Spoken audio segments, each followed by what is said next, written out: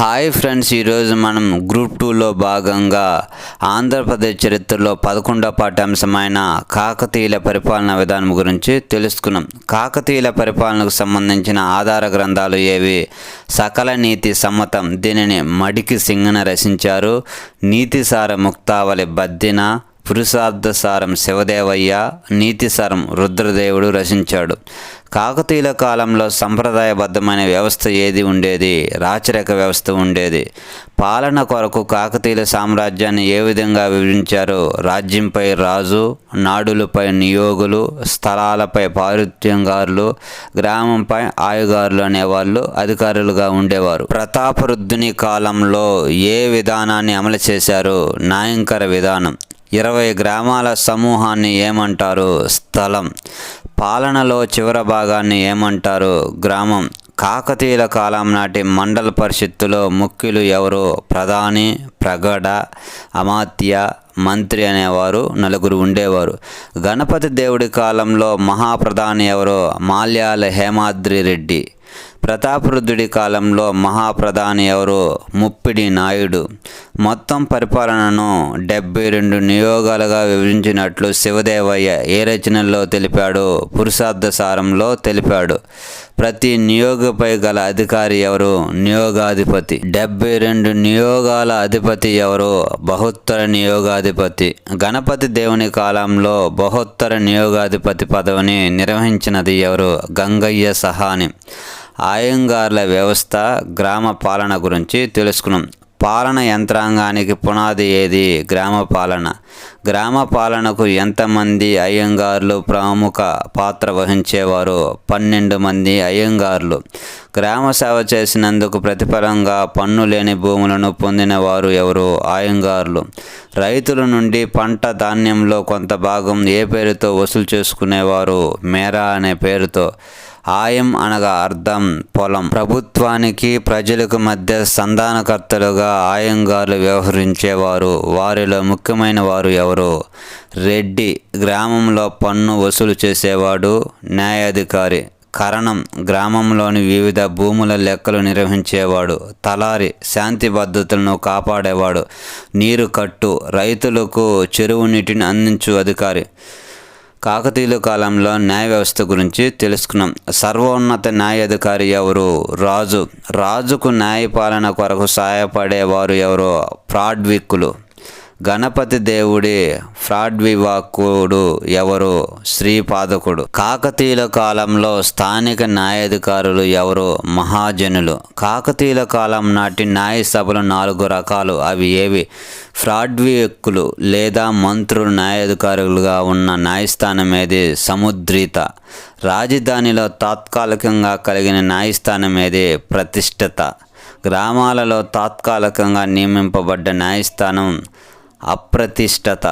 పాలకుడే న్యాయ అధ్యక్షుడిగా ఉన్న న్యాయస్థానం శాశ్వత. కాకతీయుల కాలం నాటి నేర శిక్షలను పేర్కొన్న శాసనం ఏది? మార్కాపుర శాసనం.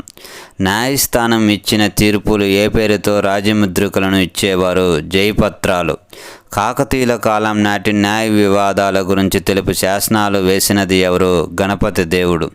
గ్రామ హద్దులు వివాదాన్ని గురించి వివరించే శాసనం ఏది? దుగ్గిరాల శాసనం. ఇది గుంటూరు జిల్లాలో ఉంది. నేడ్పూర్ గ్రామంలోని గొడుగు కాలువ హక్కుల గురించి 2 గ్రామాల మధ్య తలెత్తిన వివాదాన్ని ఏ శాసనం తెలియజేస్తుంది? కరీంనగర్ శాసనం. గణపతి దేవుని కాలంలో అశ్వసాహిని యొక్క అధ్యక్షుడు ఎవరు? గంగయ్య సాహాని. గణపతి దేవుడి కాలంలో గజ సాహాని యొక్క అధికారి ఎవరు? జయప సేనాని. ప్రతాపరుద్రుడి కాలంలో గజ సహాని ఎవరు? బెండపూడి అన్నమయ్య. సైన్యాధ్యక్షులను స్థలాలకు పరిపాలన అధికారులుగా నియమించే వారిని ఏమంటారు? న్యాయంకర పద్ధతి అంటారు. న్యాయంకర విధానం గురించి తెలిపే గ్రంథాలు ఏవి? నీతిసారం, ప్రతాప చరిత్ర. కాకతీయుల కాలంలో రాజులు నియమించుకునే అంగరక్షకులను ఏమంటారు? లెంకలు. కాకతీయుల ఆర్థిక పరిస్థితుల గురించి తెలుసుకున్నాం. కాకతీయుల ఆర్థిక పరిస్థితుల గురించి విదేశీ బాటసారులైన ఎవరు వివరించారు? బరాని, ఇసామి, పెరిస్టా, మార్కోపోలనే విదేశీయ బాటసారులు వివరించారు. భారతదేశంలో ఉన్న ఫెయిర్ జోర్డనన్ రచించిన ఏ గ్రంథం కాకతీయుల ఆర్థిక పరిస్థితుల గురించి తెలుపుతుంది? The wonders of the east. కాకతీయుల ప్రధాన వృత్తి వ్యవసాయం. సేద్యపు భూములను ఏ విధంగా పిలుస్తారు? అచ్చుకట్ట భూములు. సేద్యపు భూమిపై వేసే పన్ను ఏది? అరిపన్ను. కాకతీయుల కాలంలో భూములను 4 వర్గాలుగా విభజించారు. రాచపొలం, నీరు పొలం, వెలి పొలం, తోట పొలం. క్రొత్తగా సాగు చేసిన భూమిని ఏమంటారు? పోడు వ్యవసాయం. రాజుకు సంబంధించిన పొలం ఏది? రాచ పొలం లేదా రాచదొడ్డి. కాకతీయుల కాలం నాటి ముఖ్య చెరువులు ఏవి?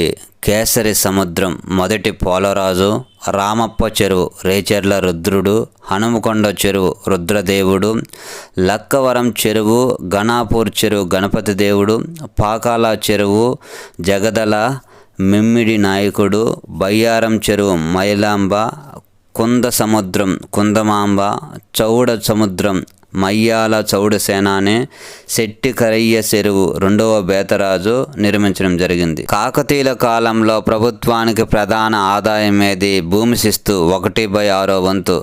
భూమి శిస్తును అరి అని, భూమి శిస్తును చెల్లించే రైతును ఏమని పిలుస్తారు?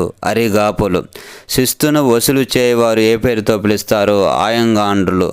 కాకతీయుల కాలంలో భూమిని కొలుచు సాధనం ఏది? కేసరపాటి గడ. రాజు సొంత పొలం పేరేమిటి? రాచపొలం. రాచపొలమును కౌలుకు తీసుకున్న రైతులను ఏమంటారు? అర్ధశ్రీ. రాచపొలమును కౌలుకు తీసుకోవడం ఏమంటారు? అర్ధాయం. మార్కోపోలో తన గ్రంథమైన ఏ గ్రంథంలో మోటుపల్లి నుండి జరుగుతున్న ఎగుమతులు దిగుమతుల గురించి ప్రస్తావించాడు?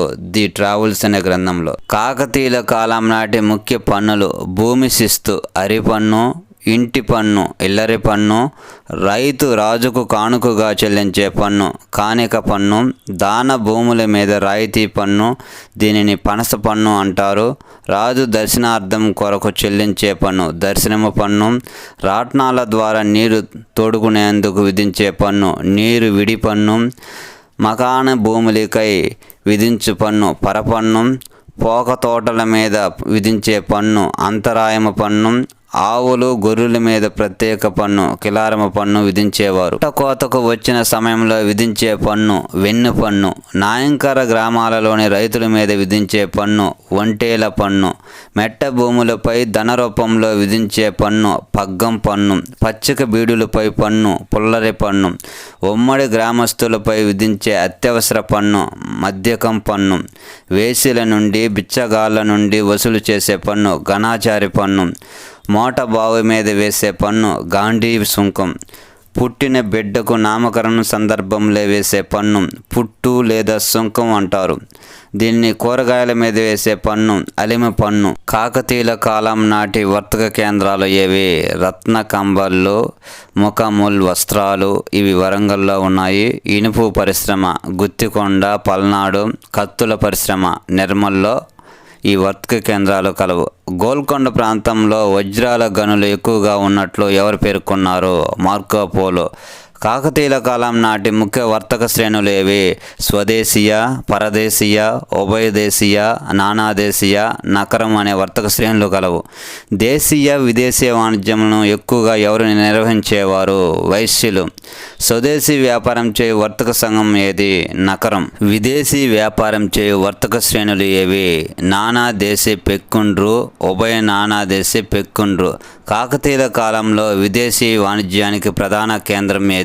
ఓరుగల్లు. విదేశీ వాణిజ్యానికి ప్రధాన కేంద్రం ఏది? మోటుపల్లి. కాకతీయుల కాలంలో ముఖ్య రేవు పట్టణాలు ఏవి? మోటుపల్లి ప్రకాశం జిల్లా, కృష్ణాపట్నం నెల్లూరు జిల్లా, హంసలదేవి గుంటూరు, మచిలీపట్నం కృష్ణా జిల్లాలో ఉన్నవి. కాకతీయుల కాలం నాటి విదేశీ వాణిజ్యం, ఎగుమతులు దిగుమతుల గురించి తెలియజేయు శాసనం ఏది? మోటుపల్లి శాసనం. కాకతీయుల కాలంలో విదేశీ దేశాలతో వర్తక వాణిజ్యం జరిపిన దేశాలు ఏవి? చైనా, పర్షియా, అరేబియా, శ్రీలంక, తూర్పు ఇండియా దీవులు. కాకతీయుల కాలంలో ముఖ్యమైన వాణిజ్య వస్తువులు ఏవి? బాసి బండాలు, పొట్టు ధాన్యాలు, కొలబండాలు, నువ్వులు, ఆవాలు, నూనెలు, మణిబండాలు, ముత్యాలు, పగడాలు, రుద్రాక్షలు. కాకతీయుల కాలం నాటి ముఖ్య ఎగుమతులు ఏవి? సుగంధ ద్రవ్యాలు, పగడాలు, వజ్రాలు, వస్త్రాలు, కర్పూరం. కాకతీయుల కాలం నాటి ముఖ్య దిగుమతులు ఏవి? వెండి, బంగారం, గుర్రాలు. ప్రభుత్వ సుంకాలు, ఉద్యోగుల వివరాలను తెలుపు శాసనం ఏది? త్రిపురాంతక శాసనం. వాణిజ్య వస్తువులపై విధించే పన్ను సుంకం. అమ్మకం, కొనుగోలు, వస్తువుల లెక్కలు కట్టేవారిపై విధించే పన్ను తీర్పి పన్ను. అంగడిలో సుంకం వసూలు చేసేవాడిపై విధించే పన్ను సుంక మాన్యంగాడు. ఎగుమతి దిగుమతి సుంకాలను వసూలు చేసే రేవు పట్టణాలను కరణ పట్టణాలు అంటారు. సరుకుల్ని కొల్చేవాడు కొలగాడు. ఎడ్ల బండిపై విధించే సుంకం పెరిక ఎడ్ల సుంకం. కాకతీయుల కాలం నాటి ముఖ్య నాణ్యం ఏది? గద్యానం. ఇది బంగారు నాణ్యం. గద్యానం మీద ఉన్న చిహ్నం ఏది? వరాహం. మాడ మరియు రోక అనేవి వెండి నాణ్యాలు. హరి గజకేసరి పేరు మీద నాణ్యాలు ఎవరు ముద్రించారు? మొదటి పోలరాజు, రెండవ పోలరాజు. రాయ గజకేసరి పేరు మీద నాణ్యాలు ముద్రించినది ఎవరు? రుద్రదేవుడు, ప్రతాపరుద్రుడు, గణపతి దేవుడు, రుద్రమ్మదేవి. కాకతీయుల అధికార భాష మరియు శాసన భాష ఏది? సంస్కృతం. కాకతీయుల కాలంలో సాహిత్యం గురించి తెలుసుకున్నాం. కాకతీయుల కాలం నాటి విద్యా మండపాల గురించి పేర్కొన్న శాసనం ఏది? మల్కాపుర శాసనం. కాకతీయుల కాలంలో ఉన్న రచయితల గురించి తెలుసుకున్నాం. మొదటగా తిక్కన. నెల్లూరు తెలుగు చోళుల ఆస్థాన కవి ఎవరు? తిక్కన. తిక్కన యొక్క రచన ఏది? నిర్వచనోత్తర రామాయణం. తిక్కన యొక్క బిరుదులు పేరేమిటి? ఉభయ కవిమిత్రుడు, కవి బ్రహ్మ, సోమయాజి. విశ్వనాథ సత్యనారాయణ తిక్కనను ఏ విధంగా వర్ణించారు? తెలుగు శిల్పుల తోట అని వర్ణించాడు. తిక్కన ప్రారంభించిన వాదం ఏది? హరిహరు లోల్కర అనే వాదం. తిక్కన రూపొందించిన దైత్వం ఏది? హరిహర దైత్వం. తర్వాత రచయిత కేతన. కేతన యొక్క బిరుదు ఏమిటి? అభినవ దండి. కేతన రచించిన రచనలు ఏవి? దశకుమార చరిత్ర, కాదంబరి, ఆంధ్ర భాషాభూషణం, విఘ్నేశ్వరీయం. తెలుగు భాషా శాస్త్రానికి పునాదులు వేసినది ఎవరు? కేతన. తర్వాత రచయిత మారణ. మార్కండేయ పురాణం రచించినది ఎవరు? మారణ. మార్కండేయ పురాణం అల్లసాని పెద్దన ఏ రచనకు ఆధారం? మను చరిత్రకు ఆధారం. తర్వాత రచయిత మంచిన. మంచిన రచించిన రచన ఏది? కేయూర బాహు చరిత్ర. రాజశేఖరుడు సంస్కృతంలో రచించిన విద్వసాల భంజకును మంచిన తెలుగులోకి ఏ పేరుతో అనువదించాడు? కేయూర బాహు చరిత్ర. గోన బుద్ధారెడ్డి తెలుగు సాహిత్యంలో మొట్టమొదటి ద్విపద కావ్యమైన దేనిని రచించాడు? రంగనాథ రామాయణం. స్వయంగా కాకతీయుల గొప్ప కవి విద్వాంసుడు కాకతీయ రుద్రుడు. ఇతని ప్రతాపరుద్రుడు అంటారు. ఇతను సంస్కృతంలో రచించిన రచన ఏది? నీతిసారం. కృష్ణమాచార్యుడు రచించిన రచన ఏది? సింహగిరి, నరహరి వచనాలు. బద్దిని యొక్క రచనలు ఏవి? నీతి శాస్త్ర ముక్తావళి, సుమతి శతకం. బద్దిని యొక్క బిరుదు ఏమిటి? కమలాసన. యువ కవుల గురించి తెలుసుకున్నాం. పాల్కురి సోమనాథుడు, నన్నెచోడుడు మరియు మల్లికార్జున పండితులను ఏ విధంగా పిలుస్తారు? శివ కవిత్రయం. పాల్కురి సోమనాథుడు యొక్క రచనలు ఏవి? అనుభవ సారం, వృషాధిప శతకం, బసవ పురాణం, చతుర్వేద సారం, సోమనాథ భాష్యం, చెన్నమల్లు శేషములు, సద్గురు రగడ, పండితారాధ్య చరిత్ర, బసవ రగడ అనే రచనలు రచించాడు. పాల్కురి సోమనాథుడు ఏ ఉద్యమానికి ఆద్యుడు? దేశీయ కవిత ఉద్యమం. జాన తెలుగును ఉపయోగించిన మొదటి కవి ఎవరు? నన్నెచోడుడు. నన్నెచోడుడు రచించిన రచన ఏది? కుమార సంభవం. నన్నెచోడుడు యొక్క బిరుదులు ఏమిటి? కవి రాజశేఖర, టెంగనాదిత్యుడు, కవి రాజశిఖామణి. తెలుగు భాషలో మొదటిగా శతక రచనలు ప్రయత్నించిన వారు ఎవరు? మల్లికార్జున పండితుడు. మల్లికార్జున పండితుడి యొక్క ఇతర రచనలు ఏవి? ముఖదర్శన గద్య, దీనిని సంస్కృతంలో, బసవగాథ కన్నడంలో, గజ సహస్రనామ కావ్యం, ఇష్టాలింగ సూత్ర, శివతత్వ సారం, శ్రీగిరి శతకం తెలుగులో రచించాడు. పురుషార్థ సారం శివదేవీమణి రచనలో రచించినది ఎవరు? శివదేవయ్య.